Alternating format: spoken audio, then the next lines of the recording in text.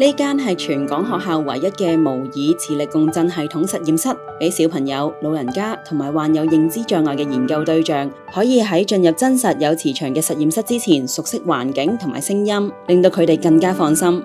如果大家認為呢一部磁力共振儀同普通醫院嘅一樣，咁就大錯特錯啦。今集我哋邀請咗康復治療科學系嘅周家雄副教授嚟為我哋介紹一下。我身後嘅呢部磁力共振儀器呢，咁佢係一個研究級別嘅磁力共振啦，就係遠超於一般醫院入邊嘅儀器啦。呢部磁力共振呢，我哋亦都配合咗好多周邊嘅設備，咁當中包括一啲腦刺激嘅設備啦、眼動嘅儀器啦、一啲屏幕同啲操縱桿嘅儀器嘅。呢個儀器呢，就服務唔同嘅研究項目啦，亦都會服務一啲教學嘅用途嘅。咁當中包括醫學影像、物理治療、神經科學嘅唔同課程。我哋嘅實驗室已經服務咗超過100項嘅研究項目啦，其中當中包括結合磁力共振同埋腦刺激嘅方法，從而了解腦刺激點樣可以利用於治療抑鬱症。過去我哋需要去到外國使用同級嘅設備，而家喺理大呢一度就可以一站式咁完成最前沿嘅腦科學研究。